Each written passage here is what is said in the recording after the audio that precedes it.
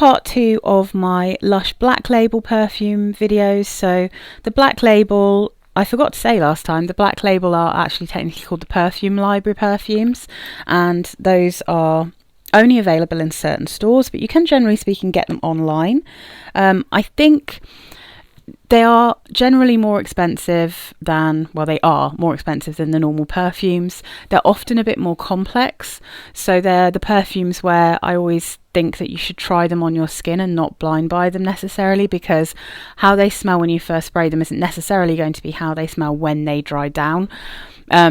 And also, if you're looking on Fragrantica, it's really difficult to tell what they're actually going to smell like because they often don't have the notes right. All the reviews can be so violently different on what people pick out of them, which is obviously the same for most perfumes, but because Lush use natural ingredients and more kind of essential oil type scents, these are definitely going to be more of a challenge for people who only wear kind of designer perfumes and things that are more chemical based. They do smell different. You can tell a Lush perfume, you know that they're a bit more natural, but often if you let them dry down, there's something really magical about them.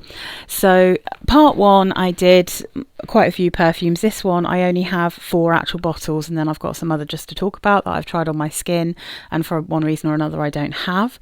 So I'll also be using kind of the ingredients from the website rather than what it says on Fragrantica, because generally speaking, sometimes they have it bang on, other times really, really wrong.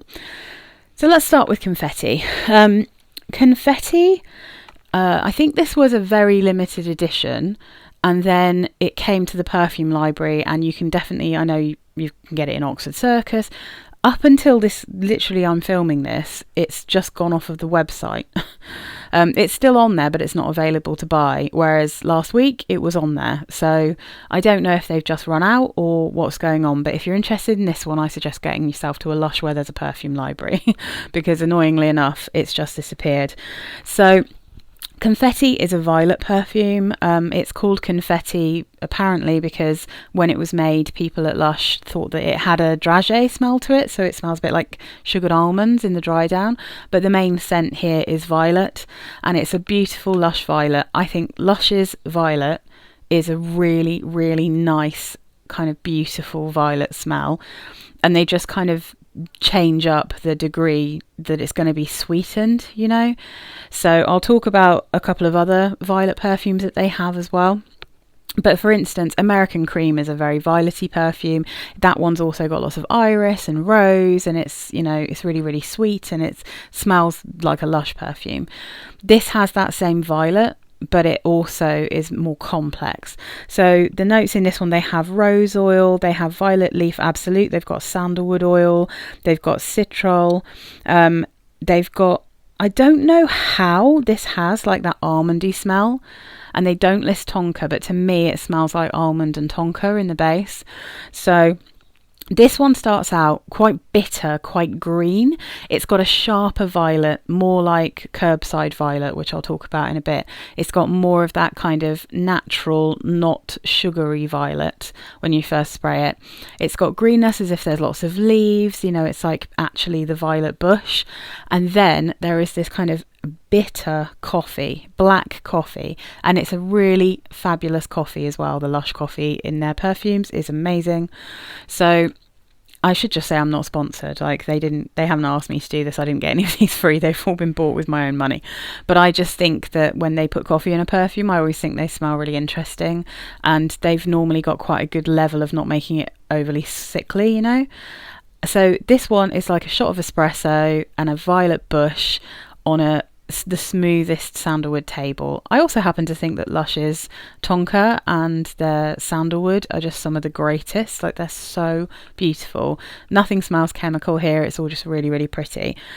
And then it starts to dry down, and it basically just gets sweeter and sweeter. I do get a little bit of that rose coming through, but not a huge amount. It's generally speaking much more of a violet perfume to me. And the more it dries down, it gets sweeter. It starts to smell like violets and dragée, so it just smells like sugared almonds at a wedding and beautiful violet flowers. I think it's super pretty. I really like this one. I've got this tiny little bottle. But again, like I said, nowadays they only come in 100 mils. So yeah, I don't know if this one's being discontinued. If it is, it's actually a bit of a tragedy, because that is a beautiful perfume. So that's Confetti. So I'll just tell you really quickly about the other violets. As I said, if you want a really safe, slightly violety, really sweet perfume, then American Cream is for you. That one is a very safe blind buy. Generally speaking, I think a lot of the black label ones are not safe blind buys, but the white label ones, they're a bit safer. I do have a couple of perfumes I'm going to talk about here that I think would be super safe blind buys if you know that you like any kind of Lush perfumes, if you know you like the scent of their products, and if you know that you're not going to have a problem with a more essential oily kind of perfume. But yeah, I mean, Confetti, definitely, that one's complex, it's interesting, you'd want to try that one. Same with the next one, which is Kerbside Violet. So Kerbside Violet is £100 for 100 ml, so it's more expensive than Confetti. I think this one is like, Kerbside Violet is a greener, sharper, more herbaceous and woody violet. It's really natural, it's not sweet and sugary, it's like the smell of violets in a pot on paving stones. So it's like the flowers themselves, the leaves, the stem and the soil. And if you prefer a more candied style of violet, then and you want something that's more violety than American Cream, which is a mixture of florals but with a bit of a violet and iris tone, then the other one they do is called V. I love V. I think it's delicious. If I could get my hands on a bottle for cheap, I'd probably have it as well. But how many Lush violet perfumes does one person need? I don't know. So it's £75 for 100 ml of V. And that perfume has violet, ylang ylang, cedar, clove and benzoin. And actually, to me, it is like a perfect violet perfume. It's sweet, but it's not too sweet. It's not sickly. The clove gives it a little bit of warmth, but I don't know if you'd necessarily smell it and be like, oh, there's so much clove in here. It's slightly powdery, but it's not like baby powder, you know? I think it smells like a really intensely violety version of American Cream.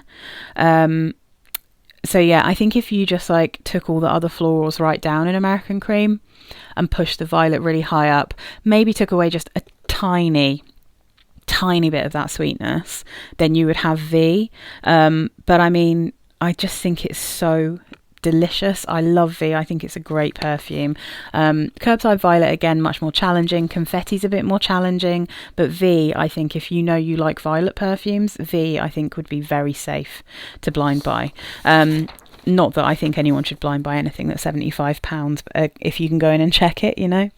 So let's do Superworld Unknown.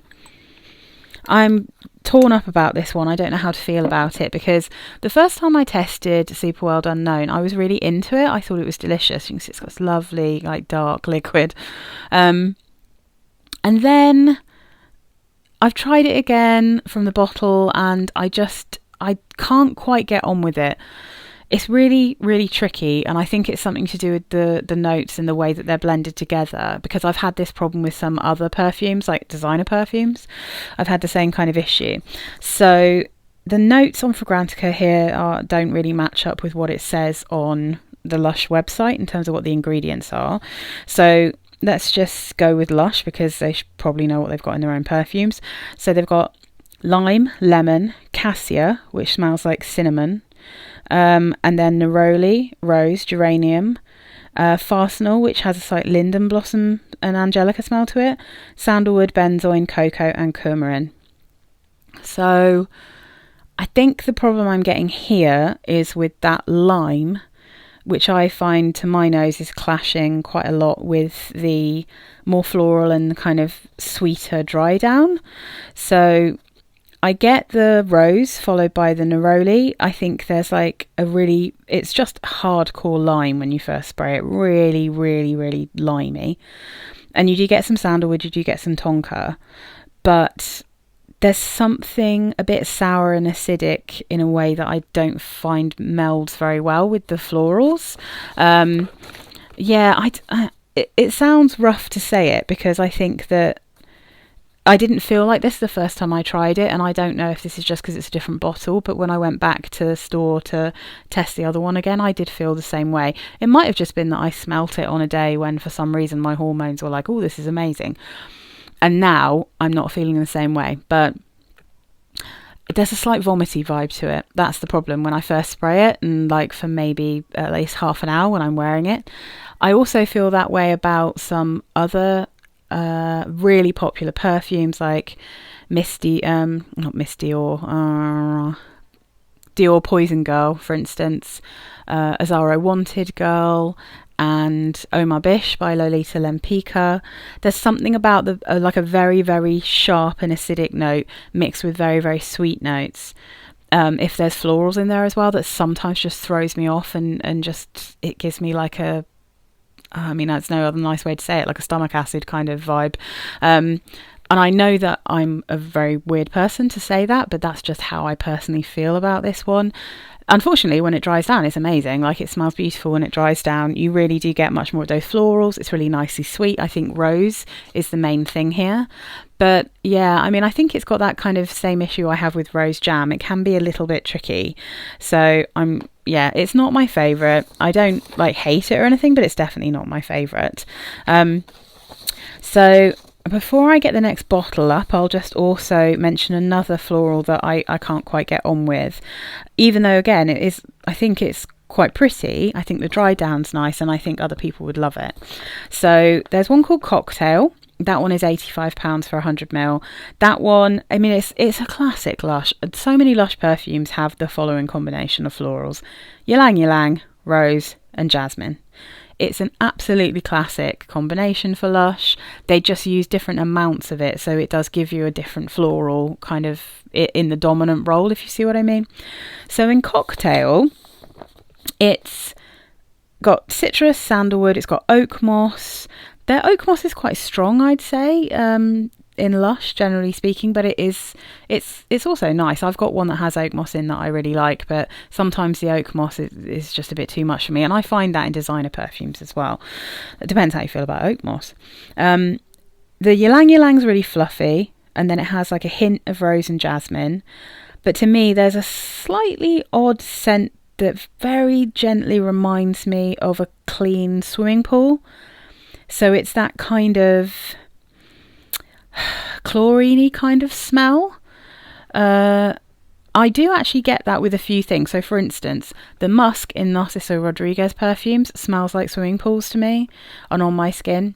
So I don't know if they haven't listed musk and there's a musk in here, or I mean, what I suspect is it might be the oak moss mixing with the compound that's the one that smells a bit like rose and geranium. So sometimes I can really struggle with geranium, so this might be me. But at the same time, it kind of smells like sitting next to a pool in warm weather next to a bunch of flowers, and then there's a sort of slight scent of warm skin, which pretty much is what the sandalwood smells like to me from Lush. It's not like obviously woody, it's just got this gorgeous kind of soft, sweet skin smell to it. I don't know. So Cocktail wasn't really for me. It wasn't my favourite by any means, but it's also really pretty at the same time. It's just not one that I want to wear myself. I'm pretty sure if I smelt that on someone else, I'd really enjoy it. So then let's have a look at, oh, it's so lovely. This is Keep It Fluffy. You can see all the different tones. Confetti's kind of green, but it is pretty cool. Superworld Unknown. And so this is Keep It Fluffy. Keep It Fluffy. It is kind of fluffy. It's a perfect name for it in that respect. Oh, look, it's gone. It's gone. So overly bright. So Keep It Fluffy is £85 for 100ml. And in this one, there is vanilla, rose, lemongrass, musk, ylang ylang, anise, jasmine, and citruses. So the lemongrass plays quite a role when you first spray this one. It gives it like a real interesting, slightly herbal and green, sherbety, citrusy smell.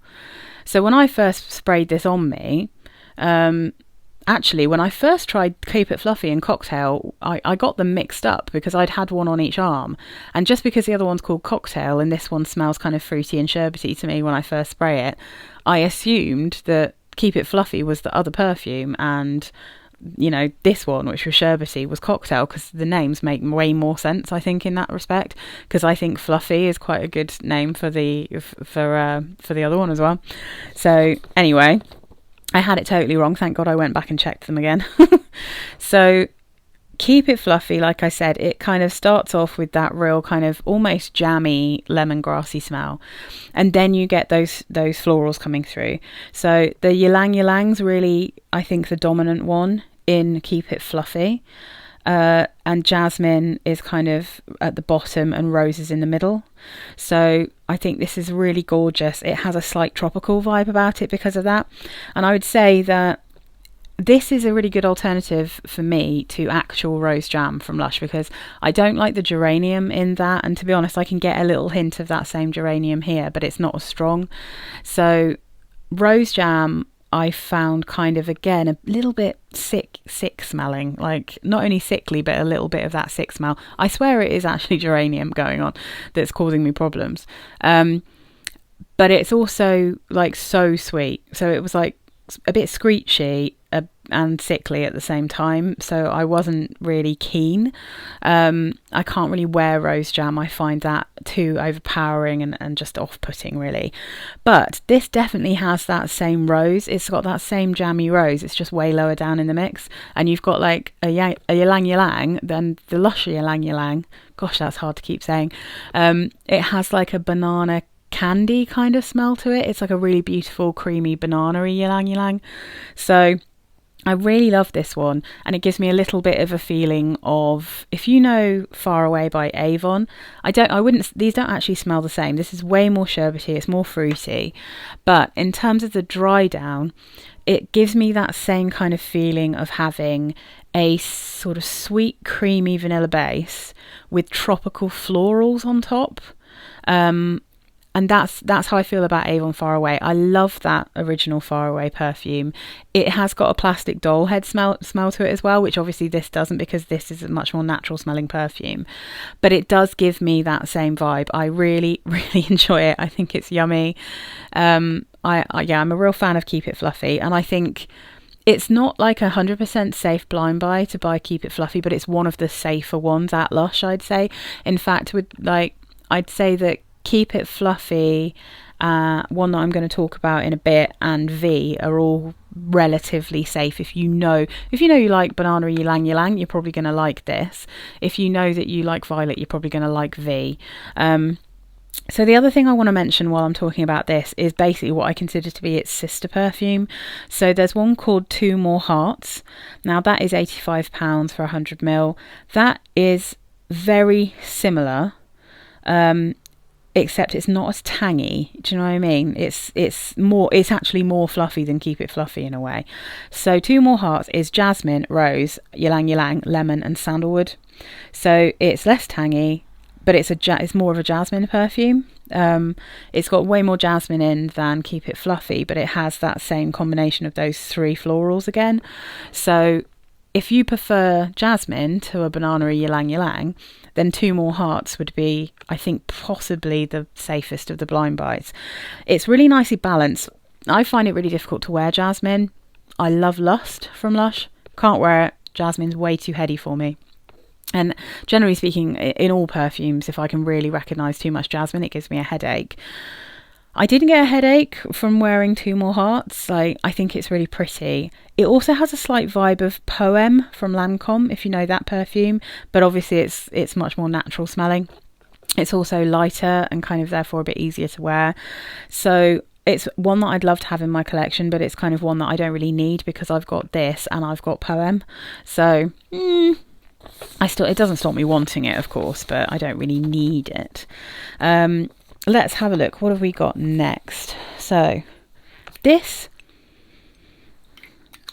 This is probably, if you like citruses, the safest of all of these perfumes to blind buy. Again, I don't actually think you should, but I know some people don't have access to a perfume library, so if you wanted to take a chance. The other thing to mention about Lush that's really good is that if you do buy something and you really can't get on with it, you can, if you've still got your receipt and everything and you haven't like used loads of it, you know, if you've just generally tested it, they will give you a refund if you really don't like it and you've, you know, gone in and bought it. Or if you haven't got your receipt, they can give you an exchange, or they can give you a Lush card, you know, like a gift card, and put the money on there so you can buy something else. They're incredibly good like that, because I think they probably understand that their products may be a little bit more difficult to get on with than some others, because they are so natural and you can't always necessarily tell what things are going to be like. So anyway, Hairdresser's Husband, let's just talk about the price, because I don't understand why Hairdresser's Husband is as expensive as it is. Hairdresser's Husband is £125 for 100ml. Hairdresser's Husband is a vanilla and citrus perfume. So I genuinely don't understand why this is so expensive. I haven't been able to work it out. Nothing in the ingredients would suggest that it should be as expensive as it is. But annoyingly, it's also a fabulous perfume. It's so good. It's so good because it is exactly that. It is a citrus vanilla. I've tried lots of different sweet citruses. Often they're incredibly sickly. Sometimes there's way too much vanilla. Sometimes there's not enough.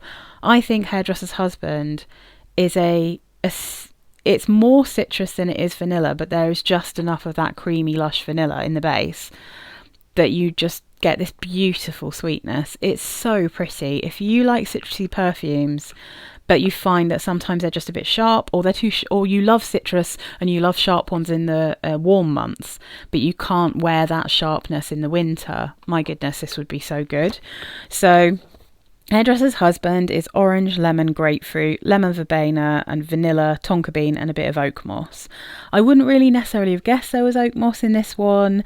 I can get a sense of the lemon verbena right in the top notes. You get it's a bit more green, but when it dries down, it's like orange, lemon, vanilla, and it's not like a sickly vanilla because it's like a mixture of vanilla and tonka. And that, like I said, Lush's tonka has like a kind of icing, sugar fondant icing kind of scent about it. So it's really pretty, this one. It's absolutely gorgeous. There's nothing kind of floral in it to send it off in a direction that I find sickly, because I find that with like vanilla-y, because that's vanilla and jasmine. I cannot abide that perfume, whereas this one is just zingy, natural citruses with the peel as well. You get the whole, you get the juice, you get the peel, the pith, all of it, and then you've got this gorgeous vanilla-y dry down. But it doesn't, you never lose the citrus. It's not one of those where you put it on, it's citrus in the top, it dries down, and then the citrus is gone. At the same time, the whole thing overall doesn't actually last that long. It's definitely better in warmer weather, but it doesn't last. I mean, I think you'd have to reapply this like every not 2 hours, but maybe 3 or 4 hours. So again, I'm a bit confused by the price of this one. I do think it's amazing. I don't think it's worth £125. Which is a real shame, because I think it's a very safe blind buy if you know you like citrus perfumes. And I think it's Lush's nicest citrus perfume as well, to be honest. So yeah, that's a bit of a shame, that one. I think it definitely, in fact, I would have Hairdresser's Husband as part of the white label perfumes. I think it's just infinitely wearable, and I think that the ingredients would suggest you could have it along like Dirty and Shade and, you know, Lust and all those other ones that are like £30 for 30 mils. But anyway, never mind. I really like it. I think it's a great perfume. So I very luckily have it. Again, like I said, I got this on eBay from someone who was selling it for cheaper than the £125 it must have cost them. So anyway, ones that I've tried and just haven't worked for me, but I think are kind of interesting perfumes. I'll save the one that I actually want till the end. But let's talk about Sappho. So Sappho is £150. This is one of the two most expensive perfumes that Lush does. This one makes more sense because it's got quite an interesting kind of vibe going on here, and it has tobacco in. I think this is the only perfume that is available from Lush that has tobacco in it. I know they did a Lazy Oafs body spray that had like some kind of tobacco in. That one smelled like cigarette smoke to me. I didn't like it, but Sappho is orris, vanilla, jasmine, sandalwood and tobacco. So I can see this as a beautiful perfume. It's just one that I don't really enjoy. So in an odd turn of events, I actually prefer the opening of Sappho to the dry down. I think when you first spray it, it's kind of sweet and powdery, has a vintage feel, almost kind of like a kind of Chanel No. 5, but like supernatural, much more natural and kind of just more gentle, just generally. But the dry down is like super heady jasmine, like you get in Lust, mixed with tobacco. And for me, that creates this kind of woody and medicinal scent that's kind of a bit creosote-y, a bit tar-like. And I find that with a lot of jasmine, when it mixes with certain kind of woody or kind of leafy things, it often smells like tar to me, like medicinal. So I can't really get along with it. I also think it's kind of leans more masculine than feminine, if you're kind of looking at the kind of unisex scale in a traditional sense.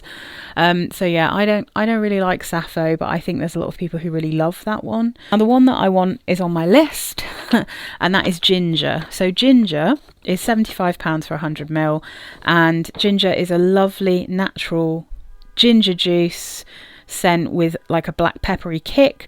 It starts with some ginger and some mandarin, and then the dry down you do get a noticeable carnation. And I'm a bit funny with carnation, so I was like, I'm not sure if I'm going to like this when it kind of gets to the mid. But then it gets more floral in the dry down. You get that rose, you get that ylang ylang, and those, I love rose. The ylang ylang from Lush, and I do quite like their rose if it's mixed with that ylang ylang. But the peppery spiciness really comes out as well. So, it's also got juniper in it, juniper berries, and you can definitely get a little bit hint of that too. That's like gin and tonic-y kind of smell. Lush's signature sandalwood is like definitely there in the base, and then there's some mimosa in the base as well. It kind of feels a bit cozy. I really like Ginger, and I really would like that perfume, but again, it's £75, so if I see it come up anywhere for a bargain, I might snap it up. But yeah, I will be back to do the standard label Lush perfumes as soon as possible, and I will also have a video on the body sprays. I really rate Lush. I think their perfumes don't get talked about as much as they should do, and I think if you're willing to spend £75 on a Versace perfume that smells like a Victoria's Secret's body mist, then I think £85 for 100ml of a Lush perfume is not expensive, when you really do a comparison. But they are actually quite niche smelling perfumes. So I think that they're really fun, and I love that you can go in and you can test them all. There's so many designer perfumes that I'd like to be able to test, and I end up having to blind buy because there's nowhere that has like the not too expensive or the mid-range stuff or the non-trendy stuff, and anything that's like from before 2020, it's like really difficult to smell in store. Whereas Lush, if they've got it on their website, generally speaking, and you go to one of the big shops, you can actually test it. And I do advise, definitely, you can't tell what they smell like in a Lush store because it is just way too pungent in a Lush store. You'll come out thinking everything smells a bit like American Cream or Karma or something. But spray it on your skin, leave the shop, give it at least 10-15 minutes, and then give it a smell, and you'll see what the actual perfume is. I think they're great. I've had a lot of fun making these videos, so I can't wait to make the next ones, and I hope that this was helpful.